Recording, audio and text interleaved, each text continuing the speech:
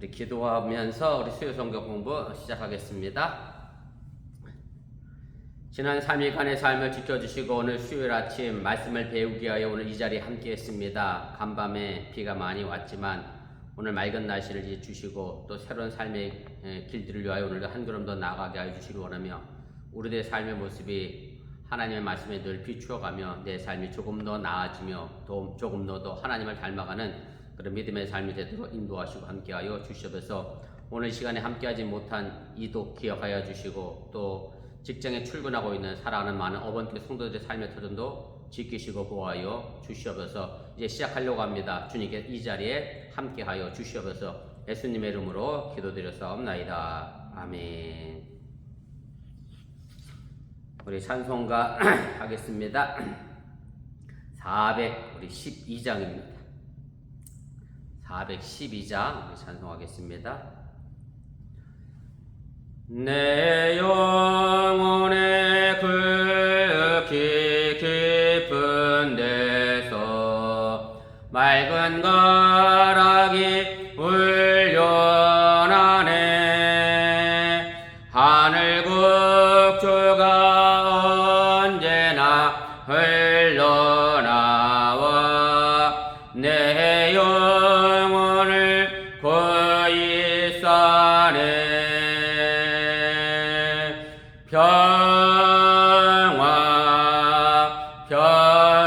평화로다 하늘 위에서 내려오네. 그 사랑의 물결이 영원토록 내 영혼을 덮으소서. 내 마음속에 솟아나 네 평화는 깊이 묻힌 법배로다.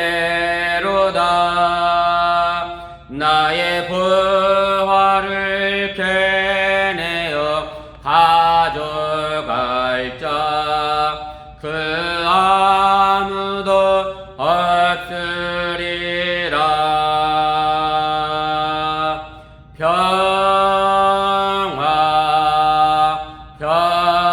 평화로다 하늘 위에서 내려오네.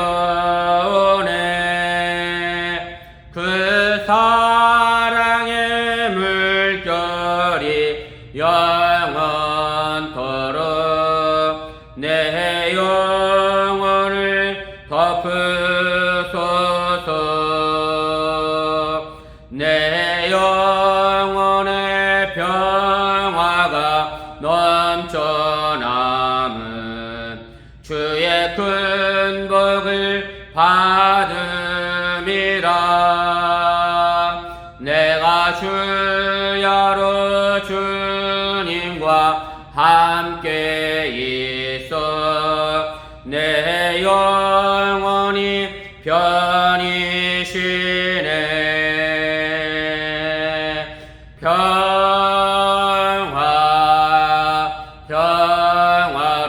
평화로다 하늘 위에서 내려오네. 그 사랑의 물결이 영원토록 내 영혼을 덮으소서.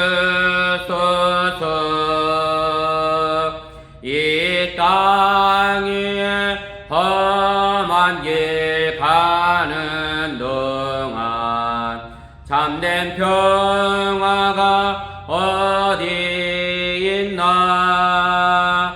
우리 모두 다 예수를 친구 삼아 참 평화를 누리겠네.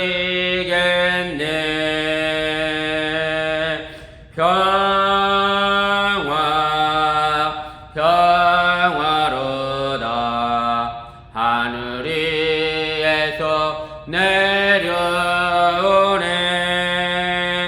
그 사랑의 물결이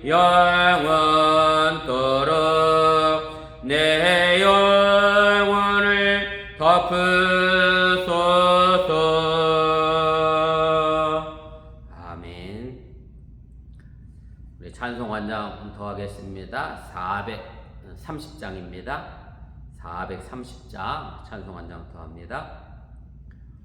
주와 같이 길 가는 것 즐거운 일 아닌가. 우리 주님 걸어가시 발자취를 밟겠네. 한 걸음 한 걸음 주 예수와 함께 날마다 날마다 우리 걸어가리.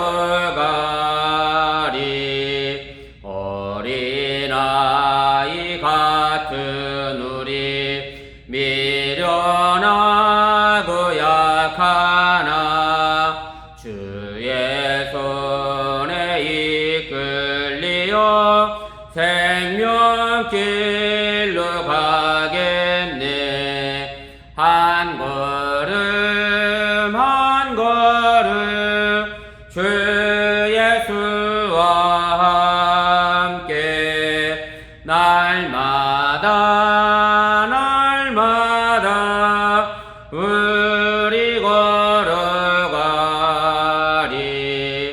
꽃이 피는 들판이나 험한 골짜기라도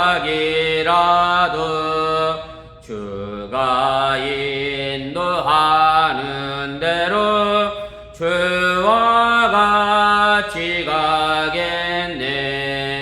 한 걸음 한 걸음 주 예수와 함께 날마다 날마다 우리 걸어가리. 옛 선지자 에녹같이 우리들도 천국에 들려 올라갈 때까지 주와 같이 걷겠네.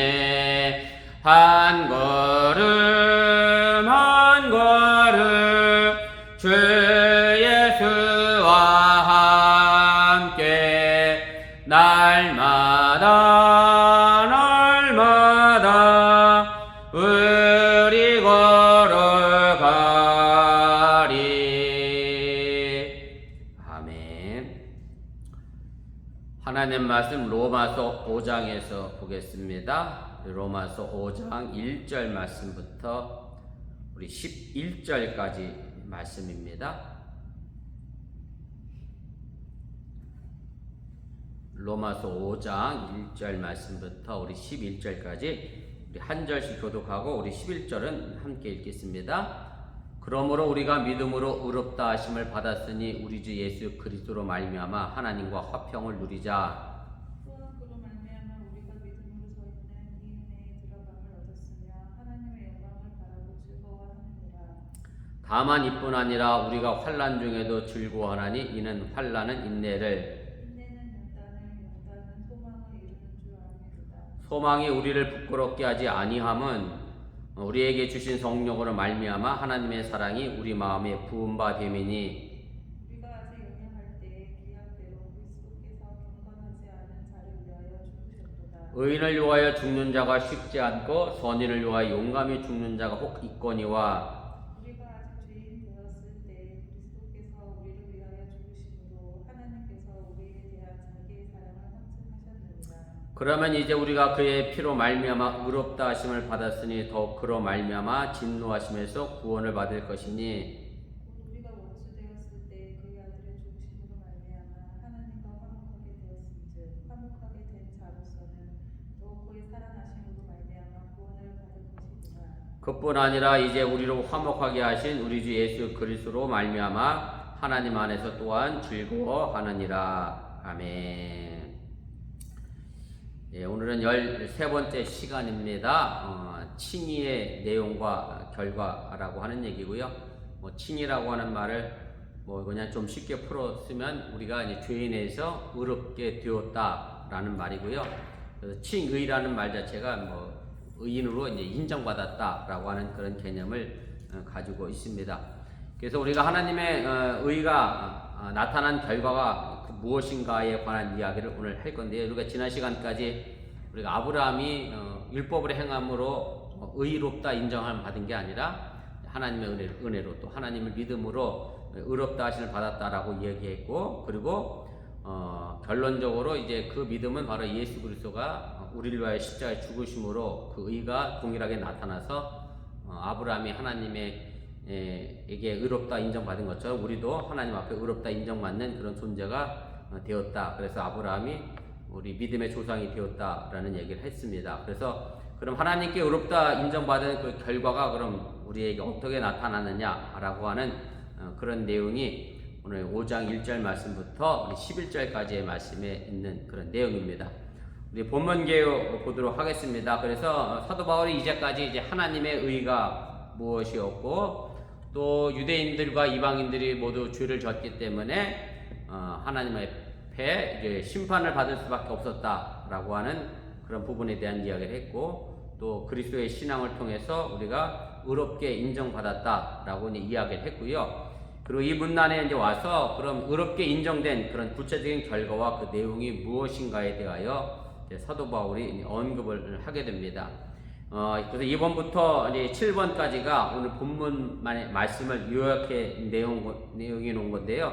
한번 보시면 좋겠습니다. 그래서 우리 그리스도를 통해서 의롭게 된 우리 기독교인들이 가장 먼저 나타나는 그 유익이 뭐냐, 그 결과가 뭐냐면 하나님과 이제 화해했다, 화평을 맞이하게 됐다라고 하는 그런 얘기입니다.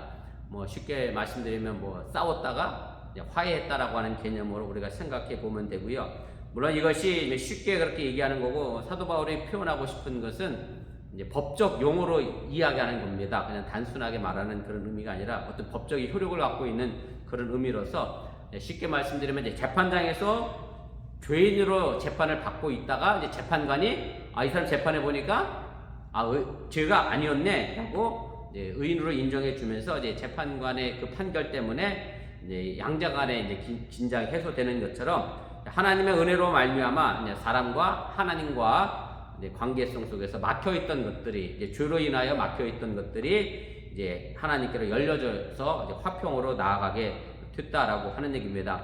물론 이제 사도 바울의 신학 속에서는 그 하나님과 사람을 막힌 담을 누가 결국 헐었느냐면 예수 그리스도가 헐었다라는 개념으로 말씀하고 있는 거고, 바로 그것이 예수님을 믿는 믿음의 사건의 결과가 하나님과 우리가 더 이상 원수로서가 아니라 화평케 되고 화해가 됐다라고 하는 그런 얘기입니다.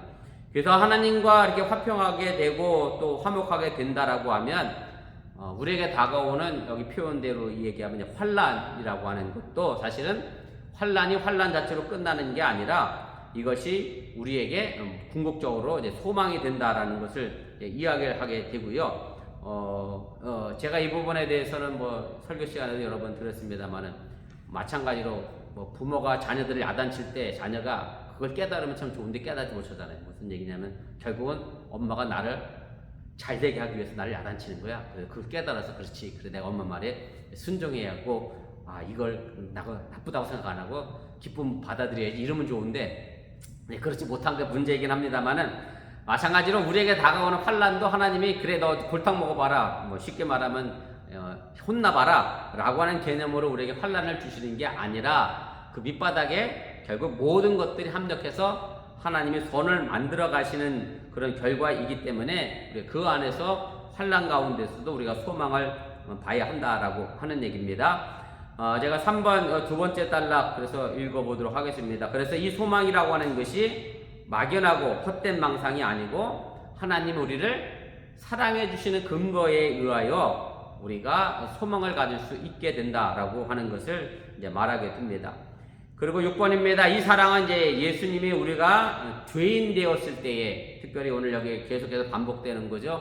우리가 뭐 아직 약했을 때, 죄인이었을 때, 경건치 못하였을 때 십자가에서 죽으심으로 그 사건을 통해서 이제 하나님의 사랑이 나타나게 됐고, 제가 늘 드리는 말씀이지만 그 십자가의 사건은 하나님의 공의를 이제 대변하는 사건으로 우리에게 심판하시는 게 아니라 십자가를 통해서 예수님을 이제 심판하시고 그 죄를 대신 지고 가시는 것으로 그렇게 표현하고 있고요. 그래서 하나님의 아들이 죄인을 위해 대신 죽은 이 사건이 결코 흔한 사건이 아니다라고 하는 것을 사도 바울이 이야기를 하게 됩니다. 7번입니다. 그래서 우리가 종말론적 진노라고 하는 것은 엄연한 우리가 당면한 현실 앞에서 그리스도 안에서 의롭게 인정된 모든 사람에게 화목의 중개자가 된 예수님을 통해서 하나님 안에서 우리가 자랑하는 것이 이제 마땅하다라고 하는 것을 오늘 결론의 말씀으로 이제 사도 바울이 이야기를 하게 됩니다. 우리 본문 주석 차례대로 좀 자세하게 다시 좀 살펴보도록 하겠습니다. 우리 2페이지 제일 꼭대기로 가겠습니다. 그래서 바울이 믿음으로 의롭게 된 결과가 우리에게 주어진 유익함을 언급하고 있는데 그것이 무엇입니까? 그래서 오늘 1절, 2절에 있는 말씀의 내용입니다. 제가 1절, 2절 다시 읽고 설명하겠습니다. 그러므로 우리가 믿음으로 의롭다 하심을 받았으니 우리 주 예수 그리스도로 말미암아 하나님과 화평을 누리자. 이것이 이제 첫 번째 유익이고요. 두 번째 유익은 또한 그로 말미암아 우리가 믿음으로 서 있는 이 은혜에 들어감을 얻었으며 하나님의 영광을 바라고 즐거워하느니라. 그래서 의롭게 된 결과가 하나님과 화평을 누렸다라고 하는 그 첫 번째 유익과 두 번째는 하나님의 영광을 바라보면서 우리가 이 땅에서 즐거워해야 한다라고 하는 것이 사도 바울이 말하고 있는 그런 내용입니다. 우리 차례대로 보겠습니다. 그래서 그러므로라고는 말로 이제 시작을 하게 되는데 이제 4장까지의 내용을 이제 종교를 하면서 마지막 결론을 유도하는 그런 접속사이고요. 그래서 우리가 4장까지의 내용을 정리한다 보면 이런 얘기죠. 결국 율법으로는 아니고 행함도 아니고 믿음으로 의롭다 하심을 우리가 얻은 것이다 라고 이야기를 하게 되고, 그래서 여기서 오늘 사도 바울이 의롭게 됐다라고 하는 이 표현을 처음으로 이제 과거 시제로 사용합니다. 이미 과거에 한번 일어난 끝난 사건이라고 하는 것을 이제 분명하게 이야기하기 위하여 이제 과거 시제로 이제 사용하게 되고, 그래서 하나님의 이 사역이 예수님을 통해서 한 번에 이루어진 그리고 완벽하게 이루어진 완결된 사건임을 이야기하게 됩니다. 그래서 예전에 구약 시대의 제사는 하고 또 하고 또 하고 또 하고 했지만 우리상 더 이상 그런 방식을 계속해서 해나가는 것이 아니다라고 하는 얘기고, 예수님께서 마지막 그 만찬하기에 앞서서 성만찬 하시기에 앞서서 최후의 만찬 하시기에 앞서서 제자들의 발을 씻겨주시는 사건이 있는데, 발을 씻겨주시니까 베드로가 아유 선생님이 어떻게 우리의 발을 씻깁니까? 그러니까 저는 안 하겠습니다. 그랬더니 예수님께서 이제 그럼 너랑 나랑 아무 상관이 없는 사람이 된다. 그랬더니 베드로가 뭐라고 얘기했냐면 그럼 발뿐만 아니라 저를 목욕시켜달라 그랬어요. 그랬더니 예수님이 그때 베드로에게 하는 얘기가 뭐냐면 이미 죄 사함을 받은 사람은 뭐만 하면 된다 그랬냐면 발만 씻으면 된다라는 말로 얘기를 해주셨는데, 사실 마찬가지입니다. 우리가 예수 믿었다 그래서 내가 계속해서 죄를 짓지 않는 것은 아닙니다. 다만 우리도 죄를 짓는데 뭐만 하면 되느냐면 목욕한 사람은 그렇죠? 발만 씻으면 되잖아요. 그 마찬가지로 우리가 내가 짓는 죄에 대해서 우리가 회개만 하면 되는 거지, 더 이상 어떤 내가 죄인 되었다가 의인 된 것이 바뀌고 변벽돼서 왔다 갔다 하는 것은 결코 아니다라고 하는 것을 사도 바울이 이야기를 하게 됩니다. 2번입니다. 그래서 첫째 유익함은 화평이라고 이야기를 하게 되고요. 화평 혹은 뭐 평화라는 말로 우리가 번역을 하게 되는 헬라어 단어가 거기 에이레네라고 하는 단어인데, 그래서 뭐 헬라 시대의 문화적 맥락에서 보면 전쟁이 없는 상태를 가지고 화평과 평화라는 단어로 에이레네라는 단어로 설명하게 되고, 또 일반적인 의미에서는 이제 죄의 용서함을 받아서 마음의 평안한 상태 혹은 심리적인 상태를 의미하기도 합니다. 그런데 오늘 여기서 얘기하는 것은 그냥 단순하게 전쟁이 없고 마음속에 죄가 없어서 평안하고 화평한 상태를 의미하는 것은 아니고요. 하나님과의 관계성 속에서 이제 우리에게 주어지는 그런 화평과 평화를 의미하는 겁니다. 제가 3번 내용 그대로 한번 읽어보겠습니다. 보시면 좋겠습니다. 본문의 전후 맥락에 비추어 하나님과 사람 사이의 죄악의 장벽이 이제 허물어지고 그 거리낌이 제거된 이제 소통의 관계, 즉 화해와 화목의 상태를 우리가 이제 가리키게 되는 것이고, 화평은 사실 예수 믿는 사람들의 삶의 가장 중요한 표식이라고 하는 얘기고요. 그래서 일반적인 마음의 평안을 의미하는 것이 아니라 하나님의 관계에서만 경험할 수 있는 그런 문제라고 하는 것을 우리가 기억할 필요가 있습니다. 그래서 하나님 앞에 의롭다함을 얻은 자에게만 하나님과의 화평의 관계가 시작된다라고 하는 얘기고, 죄의 마음에서 벗어날 수 있다라고 하는 그런 얘기입니다.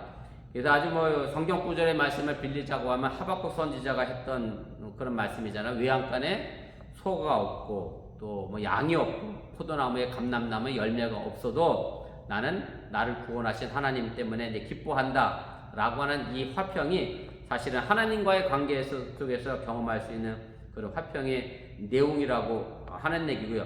설령 내 삶이 고달프고 힘들다 할지라도, 물론 제 자신 얘기를 해서 죄송스럽습니다만은 항암을 하고 있는 상황이라 할지라도 내 마음만큼은 사실은 불안하고 염려가 아니라 하나님의 또 다른 계획이 있을 거야 라고 하는 하나님의 선하신 생각을 하면 우리가 그 안에서 불안하거나 어려운 마음은 사라지게 된다라고 하는 것 기억하시면 좋겠습니다. 그래서 세상의 환경과 의하여 지배되는 그런 관계가 아니라 하나님과의 관계성 속에서 주어지는 그런 평안이라고 하는 그런 마음의 내용입니다.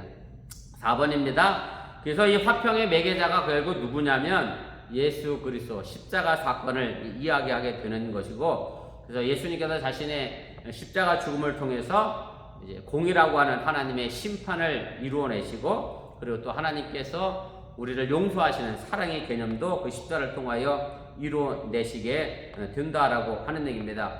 그리고 그래서 이 예수님은 하나님의 우리를 향하여 주는 어떤 매개의 근원도 되지만, 반대로 우리가 하나님께로 예배 드리는 또 감사와 찬미의 매개자가 된다라고 하는 그런 얘기입니다. 그래서 사실은 우리가 기도 끝날 때마다 드리는 마지막 기도가 예수님의 이름으로 기도합니다라고 하는 의미가, 사실은 예수님이 그 이름을 가지고 하나님께 매개하고 중개하는 개념의 의미도 담겨져 있다라고 하는 그런 얘기입니다.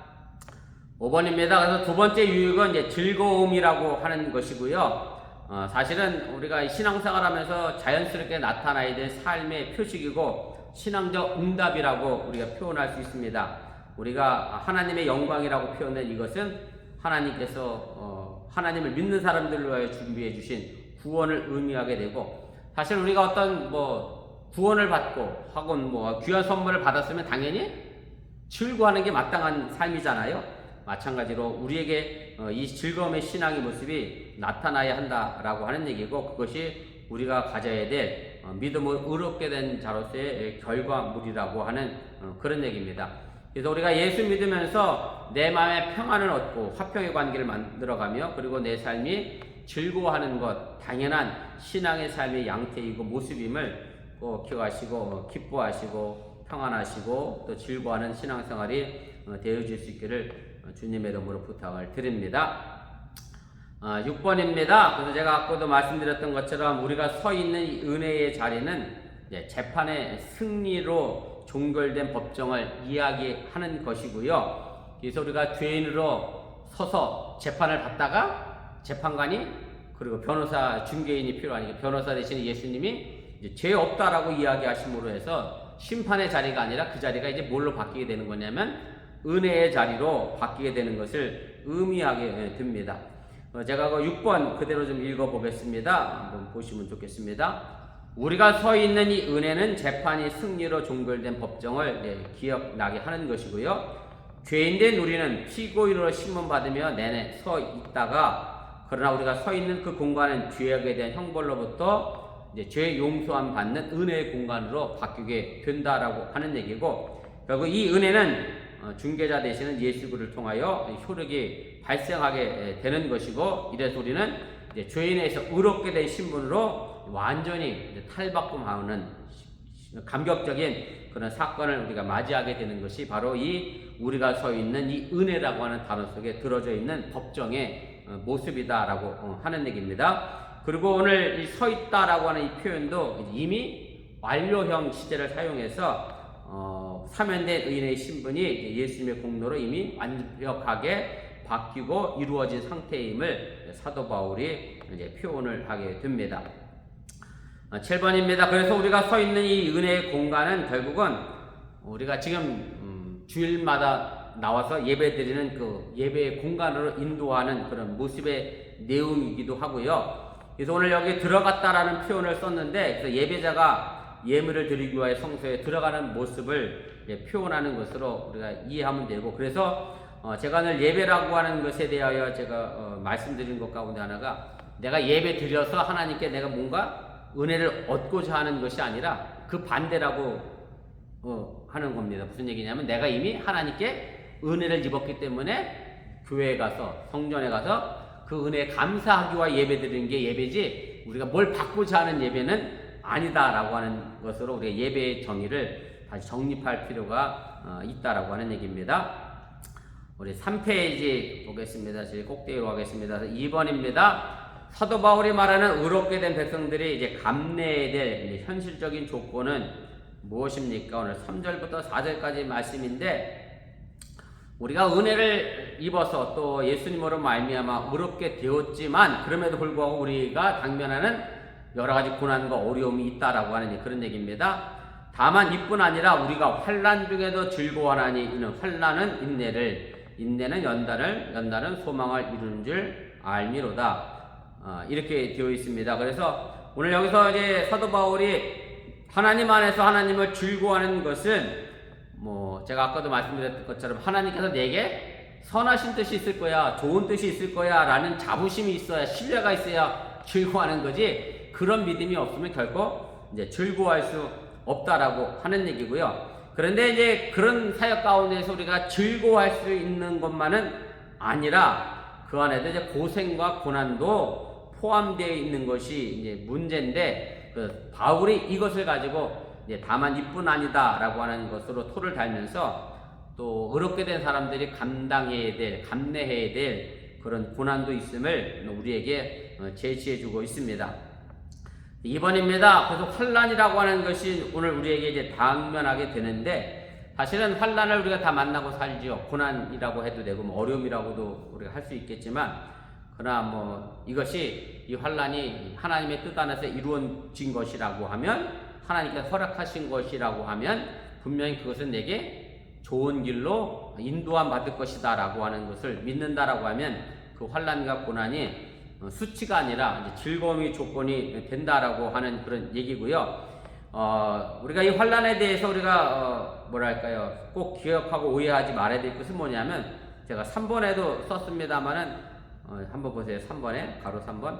환난은 대체로 외부적 환경이나 에서 오는 역경이나 고초를 가리키지만, 더 나가면 마지막 날, 이 말 쉽게 말하면 종말의 때 일어날 여러 가지 재난을 포함하는 뜻도 있고, 우리가 환난에 대해서 오해하지 말아야 될 것은 뭐냐면 그 다음 구절입니다. 이 환난은 개인의 실수나 범죄로 발생하고 고생과는 거리가 멀다라고 하는 얘기입니다. 쉽게 말씀드리면, 내가 죄져서 내가 고난당하는 것 가지고 하나님이 내게 분명 뜻이 있을 거야 이러면 그건 아니다라고 하는 얘기고, 베드로서에 보면 베드로 사도가 종된 사람들한테 쓴 권면하는 내용이 하나 있어요. 왜냐하면 종으로 살고 있지만 예수 믿는 사람도 있으니까, 거기에 보면 그런 권면을 해요. 종이 주인한테 맞았어. 근데 종이 잘못해서 맞은 거면 네가 잘못하니까 괜찮다라고 사도 베드로가 이야기하고, 그런데 억울하게 맞았어. 이거는 정말 힘들게 내가 정말 열심히 다 했는데 주인으로부터 억울하게 맞았어. 그래도 참고 견디면 내게 그것이 복이 될 것이다 라고 이제 권면한 것이 있습니다. 그래서 사실은 내가 잘못해서 하나님의 벌 받는 거 가지고 하나님이 내게 분명 좋은 뜻이 있을 거야 라고 생각해서는 안 된다라고 하는 얘기고, 오늘 여기서 말하는 환난은 이겁니다. 보세요. 기독교인으로서 남다른 신앙적 명분을 실천하다가 받는 핍박 등의 고초를 염두에 두고 있는 것이지, 쉽게 말하면 내가 예수 잘 믿겠다고 행한 행동 때문에 내가 누군가에게 고난을 받으면 그것이 즐거운 일로 내게 바뀌어지고 변화되어져 간다라고 하는 그런 의미입니다. 4번입니다. 그래서 환난 중에 즐거워한다라고 하는 말은, 제가 아까 서론에도 말씀드렸지만 그 의미를 깊이 깨닫게 되면 그 환난은 결국 우리에게 무엇이 되느냐면 이제 인내를 낳게 된다라고 이야기를 하게 됩니다. 물론 여기서 인내를 이제 풀어 쓰면 문자적으로 풀면 역경이나 고난 아래 머물러 있다라고 하는 뜻으로 됩니다만은 결국 굽히지 않는 어떤 인고의 자세가 바로 인내라고 하는 얘기고, 구약 성경이나 뭐 사도 바울이 표현한 인내의 말씀은 결국은 어디까지 가야 되는 인내냐면 우리가 죽을 때까지, 천국에 이를 때까지 견뎌내야 하는 기독교인의 삶의 모습을 인내라는 말로 이제 표현을 하게 됩니다.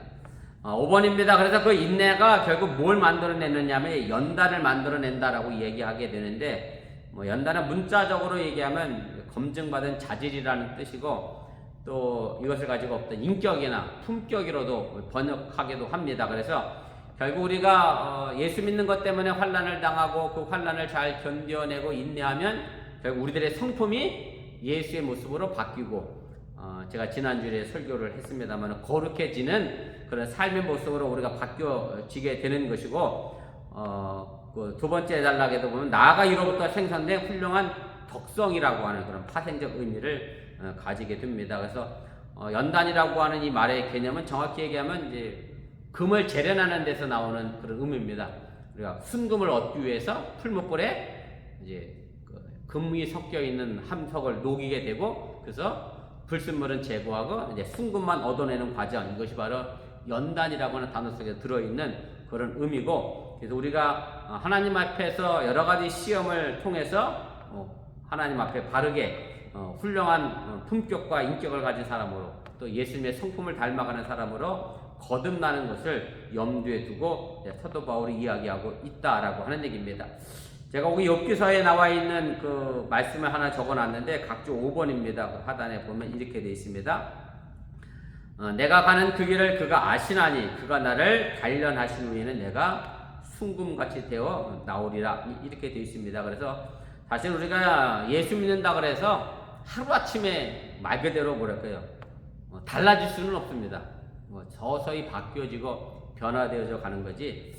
제가 영월 수업 목회하다가 그 광림교회 부목으로 갔는데 제가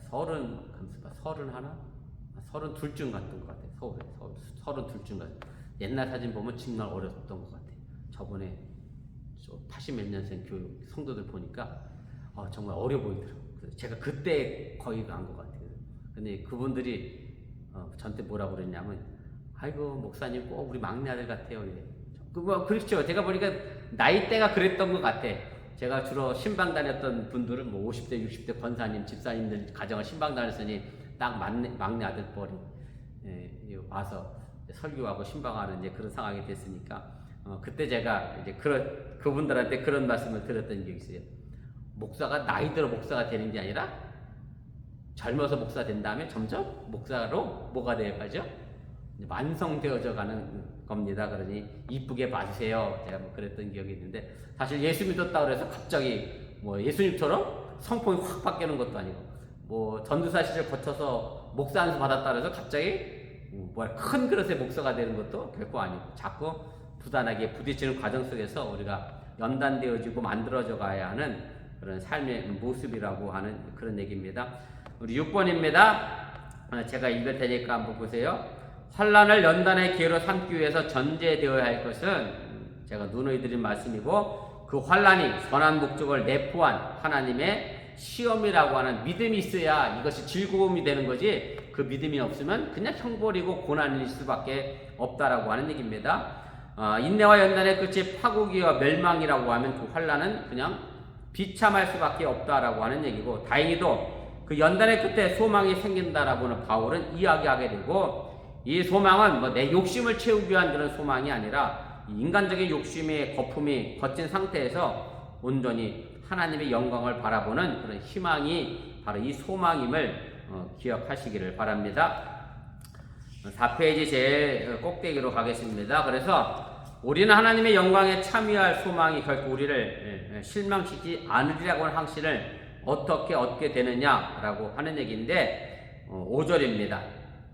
제가 읽겠습니다. 소망이 우리를 부끄럽게 하지 아니함은 우리에게 주신 성령으로 말미암아 하나님의 사랑이 우리 마음에 부은 바 됨이니, 이렇게 되어 있습니다. 뭐 결론적으로 말씀드린다라고 하면 하나님의 영광에 참여하는 것이 우리에게 소망이 된다라고 하는 얘기는 우리가 하나님의 사랑을 알기 때문에 그렇고 믿기 때문에 그렇다라고 하는 얘기고, 사실 이 소망으로 근거되는 하나님의 사랑이 존재하지 않는다라고 하면 사실은 환난은 그저 환난에 불과할 수밖에 없다라고 하는 얘기입니다. 자녀들이 사실은 부모님한테 혼을 나요. 야단도 맞아요. 근데 혼만 나면 사실 자녀들은 부모님께 대하여 어떻게 되죠? 반감을 갖고 삐뚤어 나갈 수 있어요. 잘못된 성격을 가질 수 있는데, 그런데 자녀는 뭘 아느냐면 자기를 비록 혼내도 무슨 기억이 더 크냐면 나를 사랑하는 기억이 더 크기 때문에, 그래서 잘못된 성격으로 삐뚤어 나가지 않게 된다라고 하는 얘기입니다. 그래서 우리가 하나님의 사랑을 가지고 있고 그 사랑 속에 우리가 거하고 있다라고 하면 결코 이 소망이 우리를 실망시키지 않게 된다라고 하는 그런 말씀의 내용입니다. 제가 1번부터 3번까지 차례대로 읽겠습니다. 함께 보시면 좋겠습니다. 이 소망은 이제 구현되어야 하는 이제 실상이고요. 히브리서 11장 1절에 보면 믿음은 바라는 것들의 실상이다. 그렇기 때문에 내가 소망하면 그 소망이 내 삶의 현실로 나타나야 한다라고 하는 얘기고, 그렇지 않으면 그것은 망상이나 허상에 사로잡힌 마치 자기 체면과 같은 가짜 희망이 되기 때문에 그렇습니다. 만약 이런 소망이라고 하면 그 결과는 이제 크나큰 망신이고 수치가 될 수밖에 없는데, 그러나 바울은 하나님을 향한 이 소망이 근거가 없는 게 아니라 하나님의 사랑에 근거하기 때문에 우리가 부끄러움을 당하지 않을 것이다 라고 확신을 하게 됩니다. 그리고 이 소망의 근거로 제시하고 있는 것이 이제 하나님의 사랑입니다. 쏟아붓는다라고 하는 동사는 구약 성경에서 유래한 것으로 무한한 충만감이라는 뜻을 가지고 있고, 그래서 하나님의 사랑이 우리에게 말 그대로 쏟아 부어져서 우리가 정말로 감당할 수 없을 만큼 쏟아 부어져서 압도적인 그 무게에 내가 자연스럽게 잠기는 그런 것을 의미하게 되고, 그래서 그 하나님의 사랑이 결국 우리를 하나님의 것으로 만들어 버린다라고 하는 그런 뜻이 담겨져 있습니다. 3번입니다. 그리고 이 사랑의 임재를 아는 것은 이제 성령을 통해서 가능하다라고 바울이 이야기를 하게 되고, 우리가 지난 주일에 감유의 신앙 고백 세 번째 성령에 관한 이야기를 했습니다만, 그때도 드렸던 말씀과 똑같은 겁니다. 바울에 의하면 성령은 하나님의 선물로 주어진 것이고, 또 예수님의 구원을 보증하는 일종의 도장과 같은 역할을 하는 것이고, 하나님의 사랑이 전달되는 매체로서의 기능도 성령이 하게 된다라고 하는 얘기입니다. 그 성경 구절 말씀 제가 한 구절씩 대표적인 것 각 주에 달아드렸는데 한번 보시면 좋겠습니다. 데살로니가전서 4장 8절입니다. 그러므로 저버리는 자는 사람을 저버림이 아니요 너희에게 그의 성령을 주신 하나님을 저버림이니라. 그래서 성령은 하나님에게 우리에게 주신 선물이기 때문에 우리가 성령을 버리면 결국 모두 버리는 거냐면 하나님도 버리게 된다. 내가 누군가에게 사랑을 고백하려고 좋은 선물 다이아몬드를 줬는데 그 사람이 그 다이아몬드를 버렸어요. 반지를 버렸어. 다이아몬드 반지를 버린 게 아니라 그 사람의 사랑을 버린 것과 마찬가지다라고 하는 그런 의미고요. 그 다음에 8번입니다. 고린도후서 1장 22절. 그가 또한 우리에게 인치시고 보증으로 우리 마음에 성령을 주셨느니라. 그래서 우리를 구원해 주시는 그런 사랑의 능력으로, 또 그런 어떤 보증으로, 도장으로 성령을 우리 마음에 증거로 남겨주셨다라고 하는 얘기고, 갈라디아서 4장 6절입니다. 너희가 아들임으로 하나님이 그 아들의 영을 우리 마음 가운데 보내사 아빠 아버지라 부르게 하셨다. 그래서 예수님을 통해서 그 성령이 하나님과 우리의 관계를 또 중지하는 그런 역할도 해주신다라는 말씀으로 사도 바울은 이제 설명을 하게 됩니다. 4번입니다. 바울은 이제 구원 이전의 모든 인간들의 옛 상태를 어떻게 표현하고 있습니까? 오늘 6절부터 10절까지의 말씀인데 제가 읽겠습니다. 우리가 아직 연약할 때의 기약대로 그리스도께서 경건치 않은 자를 위하여 죽으셨도다. 의인을 위하여 죽는 자가 쉽지 않고 선을 위하여 용감히 죽는 자 혹 있거니와 우리가 아직 죄인 되었을 때에 그리스도께서 우리를 위하여 죽으심으로 하나님께서 우리에 대한 자기의 사랑을 확증하셨느니라. 그러면 이제 우리가 그의 피로 말미암아 의롭다 하심을 받았으니 더욱 그로 말미암아 진노하심에서 구원을 받을 것이니 곧 우리가 원수 되었을 때에 그의 아들의 죽으심으로 말미암아 하나님과 화목하게 되었은즉 화목하게 된 자로서는 더욱 그의 살아나심으로 말미암아 구원을 받을 것이니라. 그래서 오늘 이 말씀 속에 계속 반복되는 단어, 비슷한 뜻의 단어가 계속 연상이 되어지게 되는데 이겁니다. 1번에 보면 우리가 예수 믿기 전에 구원받기 이전의 삶 모습은 어떠했느냐? 아직 연약했다. 물론 육체적으로 뭐 병이 있다라고 하는 그런 개념이 아니라고 하는 얘기고요. 죄와 타락의 결과로 인하여 우리 자신을 구원할 수 없는 무력하고 무능한 상태라고 하는 얘기고, 우리는 연약하기 때문에 또 죄를 짓는 그런 죄인의 모습이다라고 하는 얘기고, 그래서 이 단어가 점점 이제 강도를 높여가게 되지요. 5절 6절에 보면 이 연약한 모습이 이제 경건치 않은 사람으로 이방인과 같은 모습으로 표현되어 있고, 또 5절 8절에 가면 죄인이라고 표현되어 있고, 10절에 가면 죄인도 넘어서서 하나님의 원수라는 개념으로 표현이 되어 있고, 그래서 어쨌든 구원받기 이전의 삶의 모습은 하나님과 우리는 원수의 관계였다, 화평의 관계를 이루지 못했다라는 말로 정리가 됩니다. 자, 그러면서 그렇게 하나님과 이제 관계가 단절된 상태였었는데, 그럼 우리가 이 단절된 상태를 어떻게 우리가 다시 회복하게 되었느냐라고 하는 문제인데, 5페이지 제일 꼭대기로 하겠습니다. 오늘 6절부터 10절까지 나와 있는 내용이 계속 반복되는 게 뭐냐면, 그리스도께서 우리를 위하여 죽었다는 단어입니다. 죽었다. 그래서 이 문장을 계속해서 반복하게 사용되는 것은 뭐냐면, 예수님이 죽으심으로 우리가 의롭게 됐다라고 하는 것을 이야기하기 위하여 이제 말씀하고 있는 내용입니다. 제가 3번 읽겠습니다. 보세요. 그런데 이런 우리를 위해 그리스도께서 죽으셨다라고 하는 문장을 사도 바울이 반복해서 사용하고 있고요. 예수님의 죽으심과 부활은 우리의 구원을 위한 결정적이고 유일해적인 사건이라고 이미 앞서 또 말씀을 드렸습니다. 우리를 위하여 죽으신 그리스도께서 이제는 우리 가운데 살아계셔서 과거의 악의 세력을 멸하셨던 것처럼 이제 미래 당면한 모든 악의 세력과 위협들로부터 우리를 지켜내실 것이다 라고 하는 그런 믿음이 담겨져 있고, 부활하신 주님은 아무도 끊을 수 없는 하나님의 사랑, 바로 그 자체이고, 결국 우리의 운명을 죄인에서 의인으로 완전히 바꿔놓은 그런 사건임을 사도 바울이 이야기를 하게 됩니다. 그래서 예수님의 죽으심에 바로 하나님의 위대한 사랑이 나타났다라고 하는 것을 기억하시고, 그래서 십자가는 곧 예수님의 공의이며 사랑이라고 하는 그 사실 또 기억하시면 좋겠습니다. 그래서 이제 5번 내용인데요. 가로 5번입니다. 바울은 그리스도의 죽음에서 하나님의 사랑이 구체적으로 나타났기 때문에 그 십자가의 사랑을 우리 기독교 신앙의 근거로 본 것이고요. 이런 까닭에 바울은 성령의 임재도 곧 하나님의 사랑의 임재로 표현하고 있음을 우리가 보게 됩니다. 우리 마지막 5번입니다. 바울이 말하는 이 칭의에 의롭게 된 사람의 최종적인 결과가 무엇이냐? 오늘 11절 말씀인데 이렇게 결론을 내립니다. 그뿐 아니라 이제 우리로 화목하게 하신 우리 주 예수 그리스도로 말미암아 하나님 안에서 또한 즐거워하느니라, 이렇게 표현합니다. 그래서 즐거워한다라고 하는 이 말은 감격에 겨워서 자랑한다라는 것으로 그런 의미고, 사실 이렇게 번역하는 게 더 좋은 표현인데 오늘 개역성경에는 즐거워한다라는 말로 번역을 해놨습니다. 그래서 우리가 예수님으로 말미암아 하나님과 화목을 얻었고, 또 그것 때문에 우리가 구원을 얻었고, 또 그것 때문에 당연히 하나님 안에서 우리가 즐거워하고, 내가 구원받았으니 당연히 자랑하는 게 맞다라고 하는 얘기죠. 우리가 뭐 엄청나게 큰 선물을 누군가에 받으면 당연히 그 선물 많은 사람들에게 자랑하는 것과 마찬가지로 우리가 하나님으로부터 이런 구원의 선물을 받았으니 마땅히 자랑해야 한다라고 하는 것을 이야기하는 거고, 물론 이 자랑은 인간의 자랑은 배제하는 것이고, 하나님의 사랑 안에서, 하나님 안에서 하는 자랑이 되어져야 한다는 것 기억하시기를 바랍니다. 이 부분에 대해서는 이미 로마서 3장 27절에 사도 바울이 이야기했잖아요.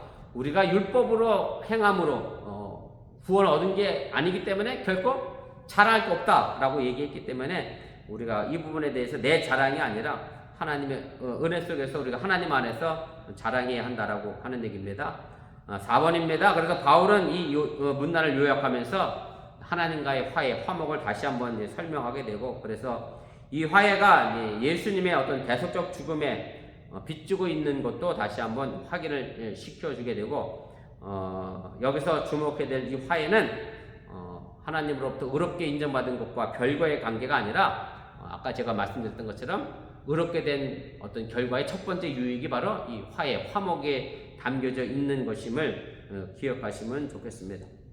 5번입니다. 칭의가 죄인과 하나님의 원수라는 과거의 신분을 의인과 하나님의 자녀로 탈바꿈시켜 준 것이고요. 그래서 화목은 이로써 하나님과 더불어 영적으로 소통되고 하나님 앞에서 기탄 없이 자랑할 수 있게 되게 되었던 현실의 모습을 이야기를 하게 되는 것이고, 그래서 더 이상 우리에게는 하나님과 나 사이에 막혀져 있는 담이 없기 때문에 하나님께 기도하고 간구하는 것이 가능해졌고, 또 그것을 통해서 우리가 화평하고 또 우리 신앙생활이 즐거워야 한다라고 하는 그 사실 꼭 기억하시면 좋겠습니다. 우리 말씀을 기억하며 우리 잠시 1분여 정도 합심해서 기도하겠습니다. 오늘 의롭게 된 사람의 최종적인 결과에 대한 말씀을 드렸는데, 우리가 하나님으로부터 의롭다 인정받았기 때문에 당연히 우리들 마음속에는 평안이 임해야 되고, 또 하나님과의 화목의 관계 속에서 이루어지는 참된 기쁨이, 즐거움이 있어야 함을 꼭 기억하시기를 바랍니다. 그래서 내가 신앙생활하는 것이 기쁨이요 즐거움이 가득 차는 그런 신앙생활이 될 수 있기를 바라고, 죄송스러운 표현일 수도 있겠습니다만은 속아 콧들에 끼어서 억지로 끌려가는 신앙생활이 아니라 내가 스스로 사도 바울의 표현처럼 사랑의 종로로 타는 그런 신앙생활이 되어져야 함을 기억하시면 좋겠습니다. 잠깐 기도하겠습니다. 사랑의 하나님 고맙습니다. 오늘 시간에 부족한 종이 잠시 말씀을 전했습니다. 행여 잘못 전한 것이 있으면 저들 마음과 생각 속에 사라지게 도와주시고, 하나님의 구원의 말씀이 저들 마음속 깊은 곳에 자리 잡을 수 있도록 인도하시고 함께하여 주시옵소서. 우리가 예수님을 통하여 의롭다 인정받았기 때문에 하나님과의 막힌 담이 허물어졌고, 하나님과의 막힌 관계성 속에서 화목과 평화를 이루었기 때문에 우리들의 신앙생활이 또한 즐거워의 함을 잃어버리지 않게 해주시오라며, 사랑하는 우리 어번교회 성도들이 기쁨으로 감사로 주님의 은혜를 기억하며 이 제단에 나와 함께 예배하게 하여 주시옵소서. 우리가 예배를 드리며 하나님으로부터 뭔가 받으려고 하는 것이 아니라 이미 받은 은혜가 많기 때문에 그것에 감격하여 감사하여 우리가 예배 드리는 것임을 잃어버리지 않게 하시고, 이 예배의 참된 의미를 기억하며 매주일 지켜나가는 이 예배가 저들의 삶을 기쁨으로 즐거움으로 바꿔가며 변화시켜 나가도록 인도하여 주시옵소서. 사랑의 하나님, 오늘 칭의의 결과를 바라보면서 우리들의 신앙의 삶의 모습을 또 한번 점검해 봅니다. 내가 예수 믿음으로 하나님과 화목을 이루었는데 그 화목 속에서 정말로 내 마음속에 기쁨이 넘쳐나는지, 평안이 넘쳐나는지, 또한 즐거움이 넘쳐나는지 살펴보게 하여 주시기 원하며, 우리 어번교회 모든 성도들이 힘들고 환난의 고난의 연속의 삶의 모습이지만 그 안에서 하나님의 사랑에 근거하여 그 믿음을 가지고 즐거워하며 기뻐하는 참된 소망을 가지고 나가도록 인도하여 주시옵소서. 이 모든 말씀 예수님의 이름으로 기도드렸사옵나이다. 아멘. 하늘에 계신 우리 아버지여, 이름이 거룩히 여김을 받으시오며 나라의 마옵시며 뜻이 하늘에서 이루어진 것 같이 땅에서 이루어지이다. 오늘날 우리에게 일용할 양식을 주옵시고, 우리가 우리에게 주진 자를 사하여 준 것 같이 우리 죄를 사하여 주옵시고, 우리를 시험에 들게 하지 마시옵고 다만 악에서 구하옵소서. 대개 나라와 권세와 영광이 아버지께 영원히 있사옵나이다. 아멘.